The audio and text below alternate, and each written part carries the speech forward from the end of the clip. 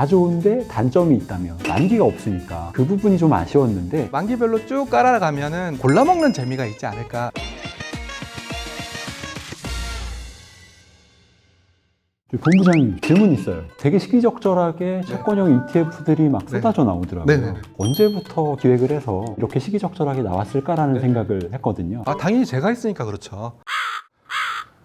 제가 준비하지 않았고요. 저희도 작년부터 고민이 되게 많았었어요. 작년, 재작년까지만 해도 주식형 ETF가 대세였고 시장도 그걸 원했었기 때문에 채권 ETF를 후순위로 뒀었거든요. 작년 말부터 시장이 바뀌더라고요. 테마 ETF들이 수익률이 많이 안 좋아지기 시작하면서 금리가 막 올라가니까 채권 ETF의 시기가 오는 거 아닌가라고 생각을 했었습니다. 3월 달에는 금리 인상 리스크가 굉장히 컸었지 않습니까? 기억나시죠? 만기를 좀 짧게 가져가는 초단기 상품이나 물가가 또 문제였지 않습니까? 물가 연동체. 이런 식으로 채권 ETF를 준비하게 됐었고요. 금리 고점 얘기가 조금씩 나오더라고요. 이미 채권 가격에 반영된 거 아니냐. 그래도 금리 인상 리스크가 있으니까 이때는 깔아가자. 3년, 5년, 10년 만기별로 쭉 깔아가면은 아무래도 금리에 따른 민감도가 다르니까 골라먹는 재미가 있지 않을까라고 생각을 해서 만기별로 좀 다양하게 설계를 했고요. 국고채부터 은행채, 회사채까지 금리 레벨에 따라서 또 상품을 다양화한다면 시장 수요가 충분히 받아주지 않을까라는 생각에서 만들어낸 거고요. 또 한 가지, 채권형 ETF는 만기가 있나요, 없나요? 없죠. 만기가 있는 채권형 ETF도 만기 매칭형 ETF라는 이름으로 8월 31일자로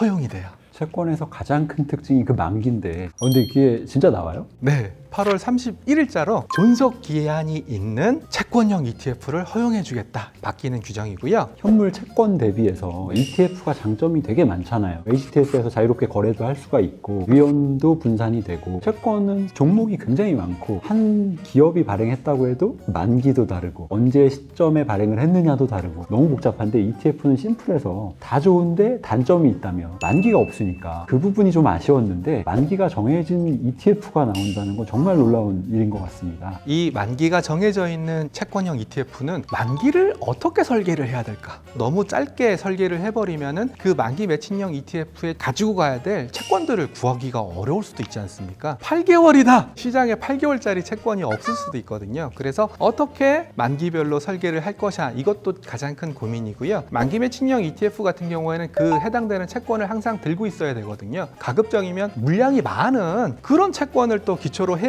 만기가 딱 됐을 때 정해진 쿠폰을 줄 수 있는 그런 상황이 연출될 거기 때문에 그런 것들도 고민을 좀 많이 하고 있어요. 채권 ETF 여기까지 알아봤는데 너무나 다양하지 않습니까? 그래서 투자 성향마다 투자 취향이 달라질 것 같은데 어떤 채권 ETF를 선택해야 되는지 투자 성향이 안정적인 고객과 리스키한 고객과 구분해서 설명 부탁드리겠습니다. 개인들이 현명해지면서 지금은 ETF 이름도 다 외우고 다니더라고요. 네. 종목 코드도 다 외우고. 우리나라는 ETF 구성을 보면 이름도 굉장히 길고 티커도 좀 사실 어렵고 혼동이 되실 것 같아요. 금리 인상기에는 단기 쪽으로 피해라, 다 오른 것 같으면 장기 쪽으로 이동을 해라, 이런 얘기를 할 수가 있지만 그 ETF 이름을 봤을 때는 굉장히 헷갈릴 수가 있거든요. 그 안에 이름들을 보면 단기채면 단기채라는 말이 들어있잖아요. 어디까지를 단기로 볼 거냐? 이거는 또 정의하는 데에 따라 너무 다르긴 한데 3년이라는 말 들어간 ETF들도 있더라고요. 3년 이하는 대체로 좀 단기로 보면 될 것 같아요. 변동성도 그렇게 크지 않으면서 채권이라는 안정성도 좀 확보가 되어 있는 ETF라고 좀 볼 수가 있겠고요. 경기가 나는 많이 꺾일 것 같다, 그럴 것으로 확신한다, 공격적으로 좀 어떻게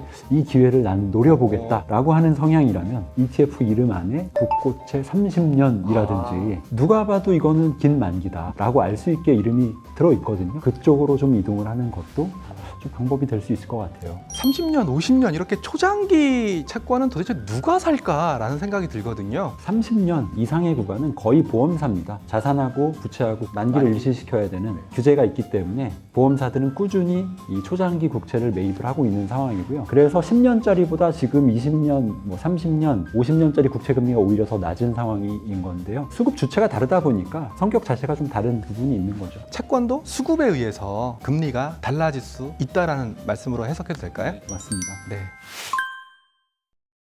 김지만 애널리스트님을 모시고 귀한 말씀 들어보는 시간 가졌습니다. 애널리스트니까 개인적인 의견이 있으실 수밖에 없잖아요. 간단하게 부탁드리겠습니다. 요즘에 수급별로 채권으로 돈이 어디서 들어오는지를 보면 개인 투자자들이 굉장히 좀 현명해지셨다라는 생각도 많이 들거든요. 2020년에는 주식이 많이 하락하는 장에서 동학개미 혁명이 있었던 거고 지금은 채권 시장에서 일어나는 게 아닌가. 확실히 예전보다는 컨텐츠들도 많아지고 학습의 기회도 많고 하다 보니까 개인 투자자들이 그렇게 다양한 자산으로 눈을 넓힐 수 있는 계기도 됐고 지금의 움직임도 상당히 현명해 보인다라는 생각이 들어요. 저희 운용사들도 이렇게 현명해진 개인 투자자들의 수요를 맞춰주기 위해서 다양한 채권 ETF를 준비해 왔고 앞으로 또 준비할 거니까 그런 관점에서 이 금융시장을 봐주시면 좋을 것 같습니다. 이 정도면은 뭐 채권 ETF에 대해서 좀 아셨을까요? 많이 아셨을 것 같은데요. 네, 저희들의 진심이 통하지 않았을까 생각합니다. 이것으로 삼성자산운용 뻔펀 ETF 마치도록 하겠습니다. 감사합니다.